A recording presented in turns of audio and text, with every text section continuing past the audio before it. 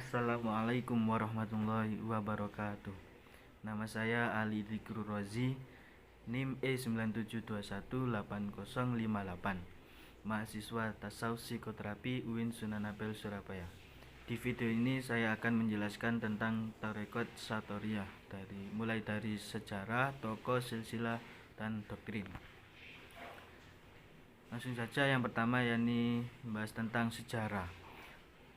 Sejarah tarekat ini muncul pada sekitar abad 15, tepatnya di India, yang dimana pendirinya yakni Abdullah Asy-Syatori. Nama Asy-Syatori berasal dari kata syatoro, artinya membelah dua. Maksud dari membelah dua yakni pada zikirnya la ilaha dengan zikir nafi dan illallah zikir isbat. Asy-Syator juga merupakan derajat spiritual yang dicapai sehingga dinisbatkan sebagai mursyid atau wasyito. Menurut Najmuddin Kubro adalah tingkatan spiritual tertinggi yakni Ihya dan Abror. Syator dalam tarekat ini adalah seorang sufi yang telah mampu meniadakan zat, sifat, dan af'al diri. Perkembangan tarekat Syatoriyah mengalami kemajuan yang sangat pesat, terutama setelah berada di bawah mursyid penggantinya yang keempat yakni Syekh Muhammad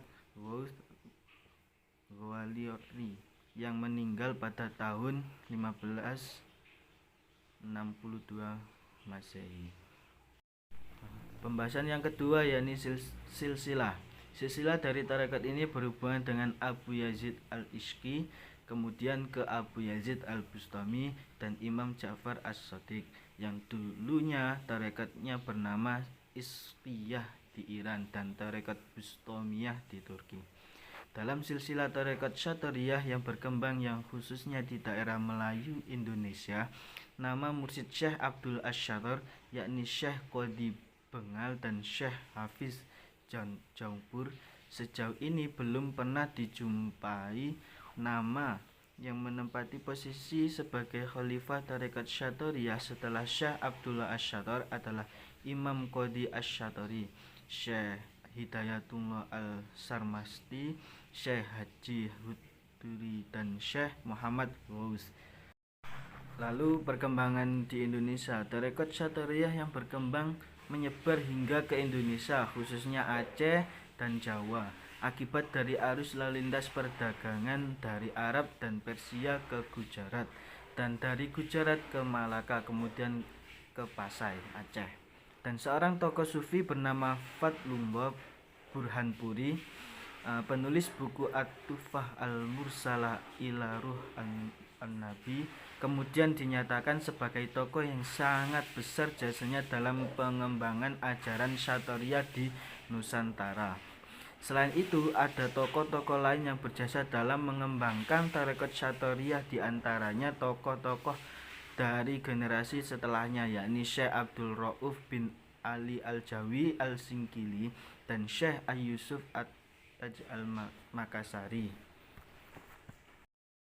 Al-Singkili segera menjadi pusat perhatian baik dari kalangan masyarakat kebanyakan maupun kalangan istana karena kedalaman pengetahuannya.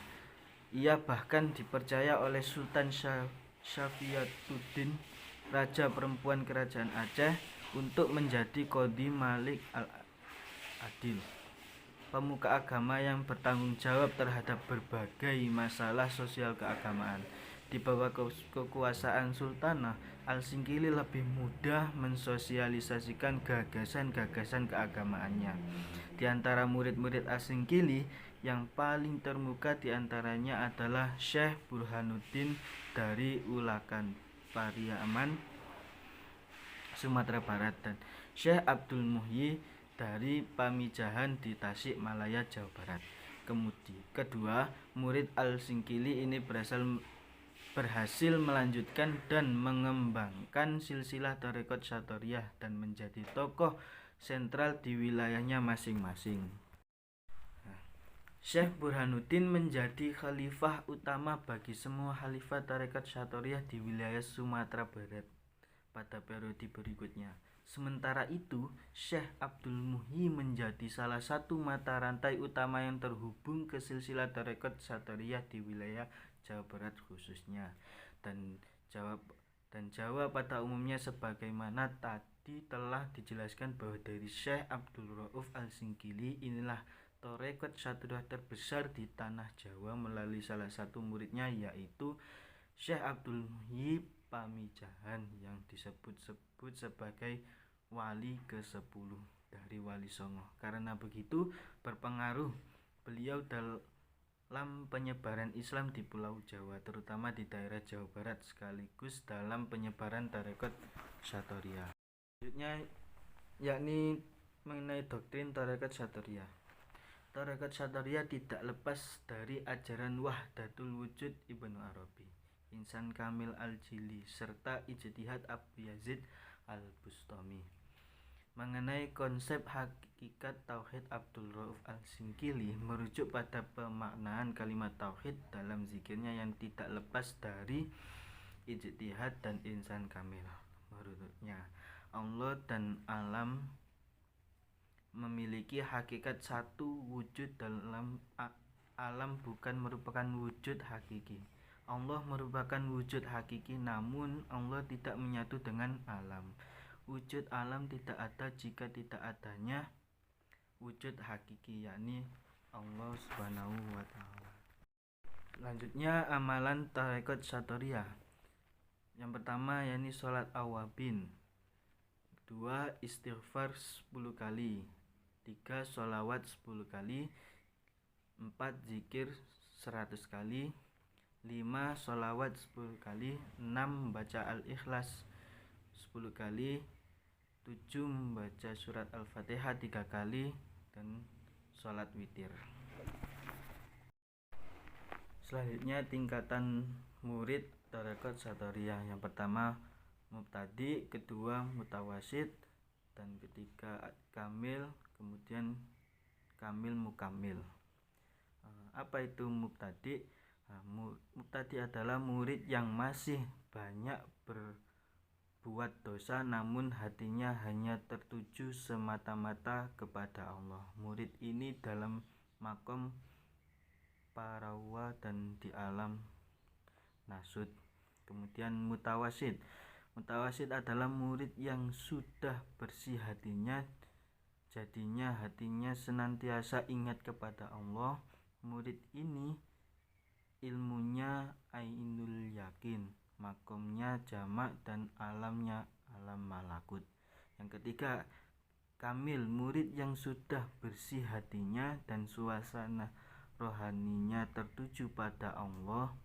Murid ini ilmunya hakul yakin, imannya kamil, makomnya jamul jamak, dan alamnya jabarut. Yang terakhir kamil mukamil, murid yang kuat pandangannya dan ketenggelamannya kepada zat Allah. Murid ini ilmunya ahmalul yakin, imannya kamil mukamil, makomnya bakok, fananya fanaul fana, dan alamnya lahud atau ahlul ma'rifat. Selanjutnya ajaran tarekat Satoriyah. Yang pertama, martabat ahadiyah adalah Allah berupa zat qadim azali. Yang kedua, martabat wahda adalah Allah telah memiliki wujud yang berupa Nur Muhammad. Yang ketiga, martabat wahidiyah adalah martabat zahir fisik pada asma, kenyataannya adalah Nabi Adam. Yang keempat, martabat alam arwah adalah alam sederhana yang tersusun dari unsur-unsur yang bersifat materi. Yang kelima, martabat alam adalah alam yang sudah tersusun dari unsur-unsur materi yang harus dan tidak akan mengalami rusak atau runtuh. Yang keenam, martabat alam ajsam adalah alam yang tersusun dari unsur-unsur yang kasar dan dapat mengalami rusak atau runtuh. Yang ketujuh, martabat insan kamil adalah martabat yang menyatakan kehendak Allah dan kekuasaannya yang sangat nyata berupa manusia suci yang diberi nama Muhammad atau manusia sempurna. Terima kasih, semoga bermanfaat. Wassalamualaikum warahmatullahi wabarakatuh.